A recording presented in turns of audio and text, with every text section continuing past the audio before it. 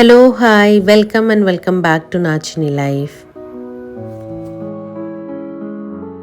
It's Sunday morning.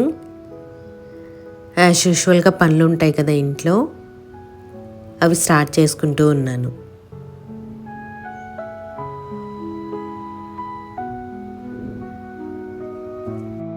మన YouTube ఫ్యామిలీలో 70K subscribers అయ్యారు. నాకు చాలా చాలా ఆనందంగా అనిపిస్తుంది. మన యూట్యూబ్ ఫ్యామిలీలో 70K సబ్స్క్రైబర్స్ అయ్యాము.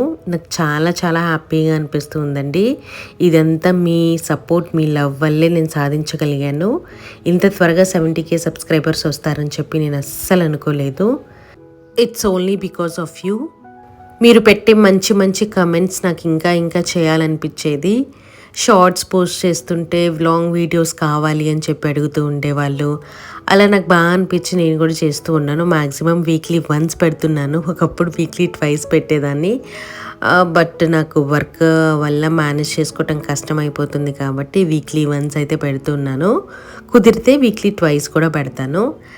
అండ్ ఇక్కడైతే మార్నింగే ఇంకా ఇంట్లో పనులన్నీ స్టార్ట్ చేశాను కదా, పాలు వేడి చేయడానికి పెట్టి ఇంకా బాబుని లేపించి తనకు కూడా బ్రష్ చేయించి ఇంకా స్నానం అదంతా కూడా చేయించేస్తూ ఉన్నాను.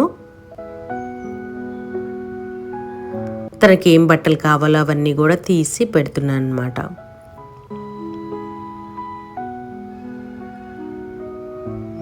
సండే కాబట్టి ఇంత ఓపిక్గా మెల్లగా స్టార్ట్ అవుతుంది డే. అదే కనుక వీక్ డేస్ అయితే మాత్రం ఫుల్ రష్ అన్నీ కూడా ముందే ప్రిపేర్ చేసుకొని పెట్టుకోవాలన్నమాట.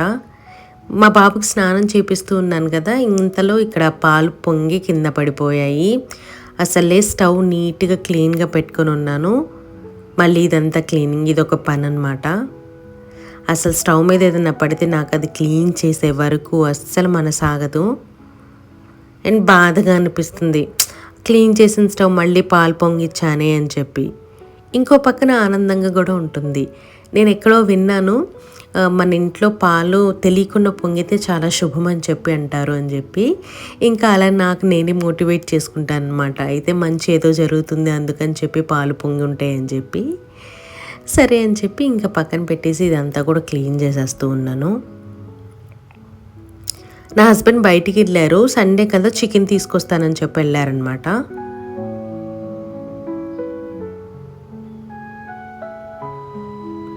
వేడిగా ఉంది. వేడిగా ఉన్నప్పుడే కొంచెం తీసేసి అయితే ఎలాగోలా క్లీన్ చేసేస్తున్నాను. ఎందుకంటే స్టవ్ మీద మళ్ళీ కొద్దిసేపు అయితే అది డ్రై అయిపోయి ఇంకా ఆ జిడ్డు మరకలు వదలటం కష్టం అయిపోతుంది అనమాట. అందుకని చెప్పి కొంచెం వేడిగా ఉన్నప్పుడే కొంచెం టిష్యూ పెట్టి క్లీన్ చేసేసి తర్వాత క్లాత్ పెట్టి క్లీన్ చేసి నీట్గా చేశాను. మొన్నే స్టవ్ ఏం చేశానంటే కొత్త నాబ్ పెట్టించానండి. ఎందుకంటే గ్యాస్ లీక్ అవుతూ ఉందన్నమాట. బర్నర్ ఒకటి అండ్ నేను నాబ్స్ కూడా పెట్టించాను. మాకెందుకు గ్యాస్ లీక్ అయ్యే స్మెల్ వస్తూ ఉంది ఇంట్లో. సరే అని చెప్పి అర్బన్ క్లాప్లోనే బుక్ చేసుకున్నాం. బుక్ చేసుకుంటే చెప్పాడనమాట, గ్యాస్ లీక్ అవ్వడం చాలా డేంజర్, మీరు చాలా జాగ్రత్తగా ఉండాలి. ప్రతిసారి వంట చేసినప్పుడు మెయిన్ కింద ఉంటుంది కదా గ్యాస్ బండకి, అది కూడా ఆఫ్ చేస్తూ ఉండండి అని చెప్పి. అందుకని చెప్పి అప్పటి నుంచి మేము కింద కూడా ఆఫ్ చేయడం స్టార్ట్ చేసాము. చాలా బెస్ట్ ప్రాక్టీస్ అంట కింద కూడా ఆఫ్ చేయడం గ్యాస్ సిలిండర్ దగ్గర. మీరు కూడా వీలైతే ఆఫ్ చేస్తూ ఉండండి.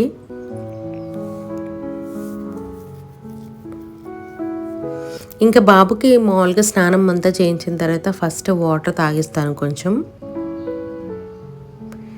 ఇంకా నిన్న నైట్ పనమ్మ వచ్చి గిన్నెలన్నీ కడిగింది కదా, అవన్నీ కూడా మార్నింగ్కి ఫుల్ డ్రై అయిపోయి ఉంటాయి. అవన్నీ సర్దుతూ ఉన్నారనమాట నా హస్బెండ్. నేను ఇంకా వేరే పనులు చేసుకుంటూ ఉన్నాను. అండ్ దోశ పిండి ఉండింది ఫ్రిడ్జ్లో, దోశలు వేసుకుంటాం అనమాట బ్రేక్ఫాస్ట్కి. దానికన్నా ముందు మా బాబుకి కూడా పాలు కలిపేసి ఇచ్చేసాను.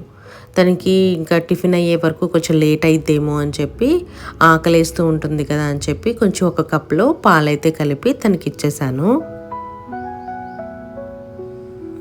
అండ్ నిన్న నైట్ నేను ఈ మినపప్పు నానబెట్టాను గారెల కోసం, గారెలు వేద్దాం కదా అని చెప్పి.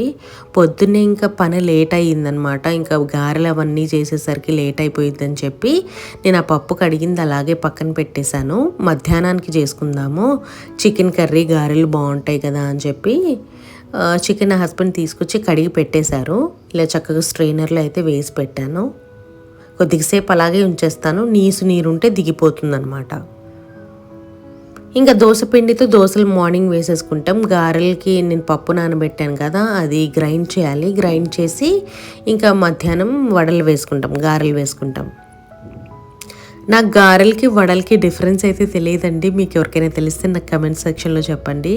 నాకు రెండు ఒకటే కదా అని అనిపిస్తుంది.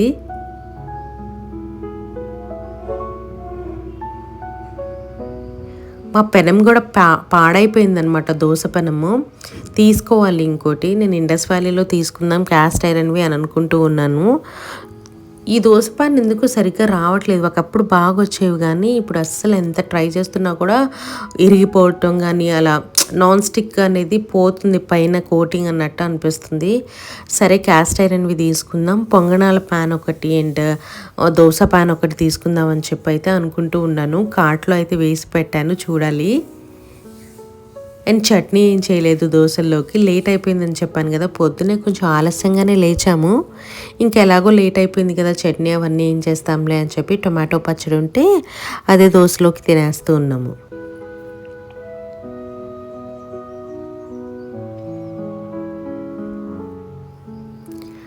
నేను తింటూ ఉన్నా, నా హస్బెండ్ వేసుకుంటూ ఉన్నారు. తనకి నేను దోశలు వేస్తే నచ్చదనమాట, తనే వేసుకోవాలి.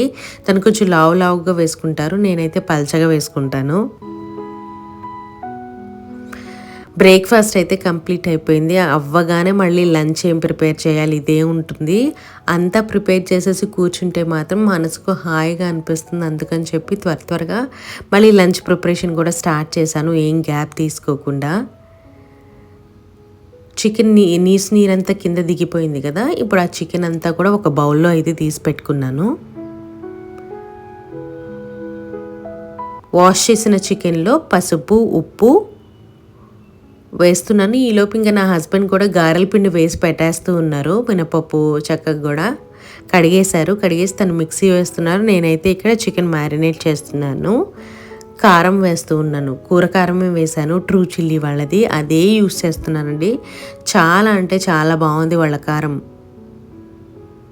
ఇదంతా కూడా చక్కగా కలిపేసి ఒక అర్ధగంట సేపు మాత్రం అలా మ్యారినేషన్కి పెట్టేస్తాను. ఈరోజు కర్రీ నేను చాలా గ్రేవీ ఉంచి చేద్దామని చెప్పి అనుకుంటున్నాను. ఎందుకంటే గారెల్లో కదా కొంచెం బాగా కొంచెం జారుగా ఉంటే మనకి నంచుకోవడానికి బాగుంటుంది కదా అని. మిక్సీ కూడా పట్టేశారు నా హస్బెండ్ గారెల పిండి. ఇంకా నేను ఆనియన్స్ కట్ చేస్తూ ఉన్నాను చికెన్ కర్రీలోకి, అండ్ గారెల్లో కూడా కావాలి కదా అని చెప్పి 4 ఆనియన్స్ తీసుకొని కట్ చేస్తూ ఉన్నాను.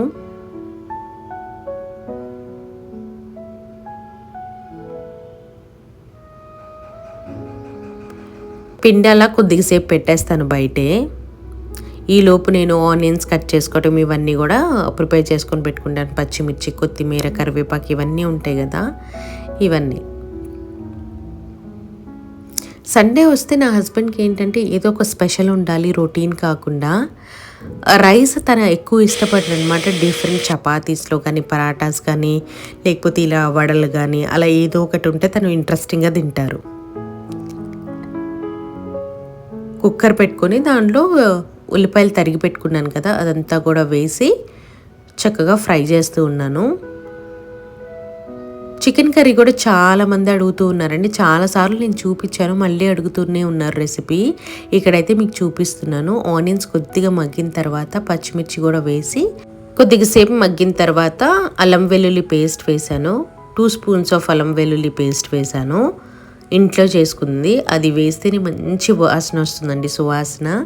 దాని తర్వాత టొమాటోస్ నేను ఎప్పుడు చికెన్ కర్రీలో వేయలేదు, for the first time try చేశాను అనమాట. 2 మీడియం సైజ్ టొమాటోస్ అయితే వేశాను.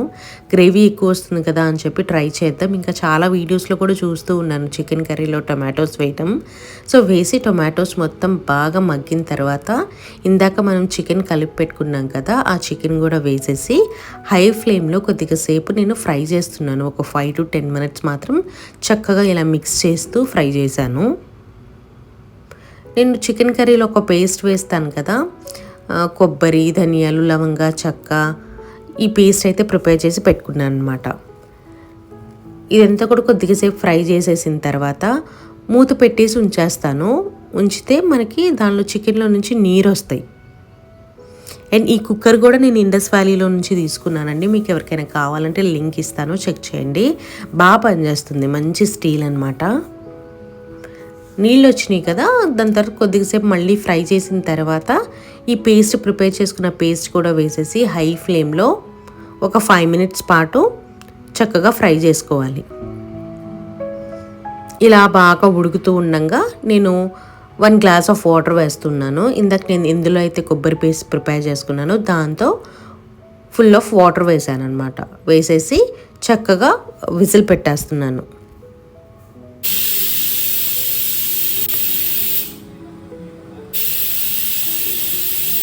2 విజిల్స్ అయ్యాక స్టవ్ ఆపేసాను. బియ్యం కూడా కడిగి పెట్టేస్తున్నాను, అన్నం కూడా ప్రిపేర్ చేస్తున్నాను సేఫర్ సైడ్. అండ్ గారెలోకి ఇంకా ఉల్లిపాయలు, పచ్చిమిర్చి, కరివేపాకు ఇవన్నీ కూడా పిండిలో కలిపేస్తూ ఉన్నాను అనమాట. కరివేపాకు బాగా వేస్తే భలే రుచిగా ఉంటుంది. కొత్తిమీర లాంటివి నేను వేయనండి. ఇంకా చికెన్ కర్రీ ఇంకా ప్రెషర్ తీసేస్తున్నాను. 2 విజిల్స్ తర్వాత ఆపేసాను కదా, ప్రెషర్ మొత్తం పోయాక చక్కగా ఇప్పుడు మీకు చూపిస్తాను. నూనె అంతా పైకి తేలింది, మంచి అంటే చూసారా ఇలా లిక్విడ్గా ఉంది కదా. బాగా కొద్దిగా గట్టిగా అవ్వాలి అంటే కొద్దిగా సేపు సిమ్లో పెట్టుకుంటానమాట. కొత్తిమీర వేసేస్తున్నాను, సిమ్లో పెట్టి కొంచెం దగ్గరికి అవ్వాలి. ఇంకా కొంచెం దగ్గరికి అయిన తర్వాత ఇంకా ఆపేస్తాను. మీకు ఉప్పు కారం అయినా సరిపోకపోతే చక్కగా ఈ టైంలో అయినా వేసేసుకోవచ్చు. ఇంకా కాస్ట్ ఐరన్ కడాయిలో అయితే గారెలు వేస్తున్నాను. గారెలు నేను ఎన్నిసార్లు వేసినా కూడా నాకు పర్ఫెక్ట్గా రావండి, షేప్ సరిగ్గా రాదు. అండ్ పిండి కూడా కొద్దిగా పల్చగా అయిపోయిందనమాట, అందుకని చెప్పి షేప్ అస్సలు రావట్లేదు. సర్లే ఏదో ఒకట్లే అని చెప్పి ట్రై చేశాను అలాగే. అండ్ చికెన్ కర్రీ చూసారు కదా, దగ్గరికి అయింది. దగ్గరికి అయినప్పుడు ఆపేసాను అనమాట. ఈ కన్సిస్టెన్సీ ఉంటే సరిపోతుంది గారెల్లోకి. ఇక్కడ మా అత్తయ్యకి కూడా ప్యాక్ చేసి పంపిస్తున్నాను. గారెలు చూసి నవ్వకండి, నాకు వచ్చినట్టు చేశాను నేను. ఇంకా అత్తయ్యకి ఇచ్చి రావడానికి నా హస్బెండ్ వెళ్ళారు. నేనైతే అన్నీ కూడా బౌల్లో తీసి రెడీగా పెట్టేస్తున్నాను. గారెలు కూడా చేసేసాను మొత్తం. ఇంకా నేను స్నానం చేసి వచ్చేసాను అనమాట. ఇంకా నా హస్బెండ్ అత్తయ్య వాళ్ళ నుంచి వస్తే కలిసి ఇంకా భోజనం చేసేయడమే. తను కూడా వచ్చేసారు.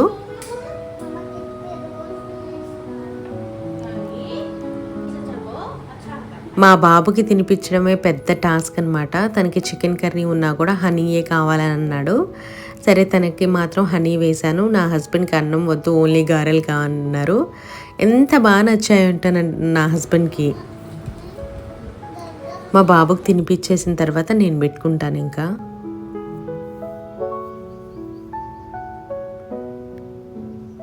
ఇలా ఇంట్లో వాళ్ళు ఇష్టంగా తిన్నారంటే మనకి ఎంత కష్టపడైనా చేయాలనిపిస్తుంది. అదే ఇంట్లో వాళ్ళు సరిగ్గా తినకపోతే అసలు ఏమీ చేయాలనిపించదండి. నేనైతే కొద్దిగా రైస్, 2 గారెలు, చికెన్ కర్రీ వేసుకున్నాను. ఈ చికెన్ కర్రీ గారెల్లోకి నాకు బాగా నచ్చింది, అన్నంలోకి అంత బాగా నచ్చలేదు. ఎందుకంటే అలా నీళ్ళుగా గ్రేవీ అలా ఉంటే అన్నంలోకి నాకు అంతగా నచ్చదు. బాగా దగ్గరికి అయిపోవాలి అన్నంలోకి.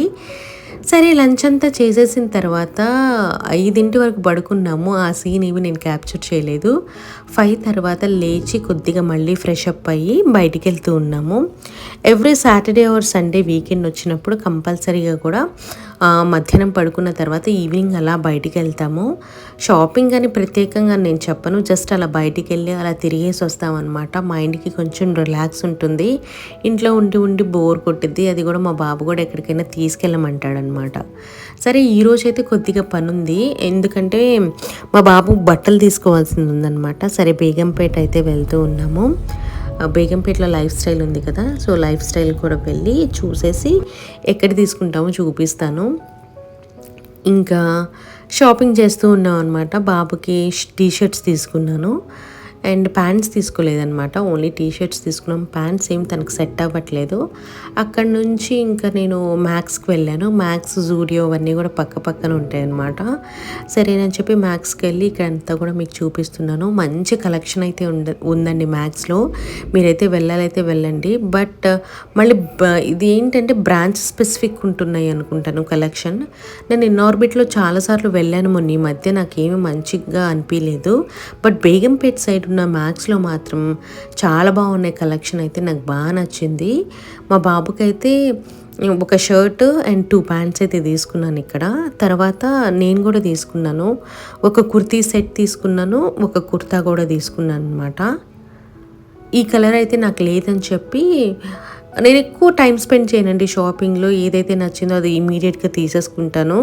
ఇలా ఎప్పటి నుంచి అలవాటైందంటే మా బాబు ఉన్నప్పటి నుంచి నాకు అన్నీ కూడా షాపింగ్ చాలా ఫాస్ట్గా కంప్లీట్ చేసేసుకోవటం అలవాటైపోయింది.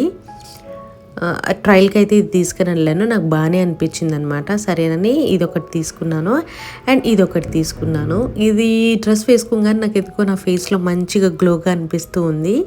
సరే ఈ రెండు అయితే తీసుకున్నాను. వచ్చామన్నమాట. టైం 10 అవుతుంది నైట్. అనుకోకుండా బయటికి వెళ్ళాము. ఇంకా మా బాబుకి సమీర్కి తీసుకుందాం కదా అని చెప్పి తీసుకున్నాము. ఇంకా మేము కూడా కొన్ని చూస్తూ ఉన్నాం, నచ్చాయి, తీసేసుకున్నాం అనమాట. వీడియోలో 1 కుర్తీ సెట్ తీసుకున్నాను, ఇంకోటి ఒక కుర్తా తీసుకున్నాను. నా హస్బెండ్ 2 టీ-షర్ట్స్ తీసుకున్నారు, ఒక కుర్తా తీసుకున్నారు. బాబుకి కూడా తీసుకున్నారు, చూపిస్తాను. ఇప్పుడే 10 అయింది. నాకు ఓపిక ఉంటే కనుక తిన్న తర్వాత చూపిస్తాను. ఒకవేళ కనుక ఓపిక లేకపోతే నెక్స్ట్ వీడియోలో చూపిస్తాను ఏం తీసుకున్నాను అనేది. అండ్ కొన్ని క్లచర్స్ అవి తీసుకున్నాను అనమాట, హెయిర్ క్లచర్స్ అవి. ఆల్రెడీ నేను కొన్ని వీడియోస్లో చెప్పినా కూడా మళ్ళీ మళ్ళీ అడుగుతున్న క్వశ్చన్ ఏంటంటే జుట్టు గురించి అడుగుతున్నారు. మీ జుట్టుకు మీరు ఏం అప్లై చేస్తారు అని చెప్పి. సో నా జుట్టుకి నేను అప్లై చేసే ప్రోడక్ట్స్ ఏంటో చెప్తాను. ఒకటి కొబ్బరి నూనె, అది పారాషూట్. ఎన్నో సంవత్సరాల నుంచి అదే కొబ్బరి నూనె నేను యూజ్ చేస్తుంది. ఇంకోటి షాంపూ వచ్చేసరికి సెబామెడ్. దీని గురించి చాలాసార్లు చెప్పాను నేను వీడియోలో. మళ్ళీ నాకు కమెంట్స్ వస్తూనే ఉన్నాయి ఏం షాంపూ వాడుతున్నారు అని చెప్పి. అందుకే మళ్ళీ చెప్తున్నాను, సెబామెడ్ వాడుతున్నాను. సెబామెడ్ ఎవరైనా ట్రై చేయాలి అనుకుంటే ఫస్ట్ టైం యూజ్ చేసినప్పుడు మీ ఎవ్వరికి నచ్చదు. మంచిగా ఫుల్ ఆయిల్ పెట్టుకొని 1 గంట లేకపోతే 2 అవర్స్ అలా పెట్టేసుకున్న తర్వాత సెబామెడ్తో స్నానం చేయండి. Then results will be very good. అప్పుడు రిజల్ట్స్ అనేవి బాగుంటాయి. ఇంకోటి తలకి హెన్నా వచ్చేసరికి నేను రంగోలీ యూజ్ చేస్తున్నాను. అది మంచిదా కాదా అనేది అయితే నాకు తెలియదండి. కొంతమంది నేను యూజ్ చేసినప్పుడు అదేమంత మంచిది కాదు అని చెప్పారు, బట్ నాకు ఎందుకో అదే సూట్ అవుతుంది. నేను బీట్రూట్ డికాషన్ ఉంటుంది కదా, అది కలుపుకొని పెట్టుకుంటాను అనమాట. సో అది నా హెయిర్కి నేను యూజ్ చేసే ప్రోడక్ట్స్. వచ్చాను నేను షాపింగ్ నుంచి. వచ్చిన తర్వాత జస్ట్ డ్రెస్ చేంజ్ చేసుకున్నాను, ఫేస్ కూడా వాష్ చేసుకోలేదు. ఇప్పుడు వెళ్ళి ఫేస్ వాష్ చేసుకొని మా బాబుకి ఎగ్ ఫ్రైడ్ రైస్ చేస్తాను అండ్ నేను ఉన్న కర్రీస్తోనే తినేస్తాను అనమాట. ఆల్మోస్ట్ లేట్ అయిపోయింది. ఇంకా నేను వాయిస్ ఓవర్ ఇవ్వాలి ఈ వ్లాగ్కి. ఐ డోంట్ నో ఇవ్వగలుగుతాను లేదో. టైం అయితే రేపు మళ్ళీ మండే నేను ఆఫీస్కి వెళ్ళాలి కదా. ఇంకా మార్నింగ్ చేసినవే ఉన్నాయి అన్నమాట. లెఫ్ట్ ఓవర్స్ గారెలు ఉన్నాయి, అన్నం కూడా ఉండిందనమాట. బాబుకైతే ఎగ్ ఫ్రైడ్ రైస్ చేసి తినిపించేశాను తనకి. నాకేమో ఏం తినాలని లేదు, జస్ట్ 2 వడలు అయితే తినేసి పడుకుందాం, లేకపోతే నిద్ర రాదనమాట నైట్ తినకపోతే నాకు. అందుకని చెప్పి 2 గారెలు తినేసాను. నా హస్బెండ్ ఏమో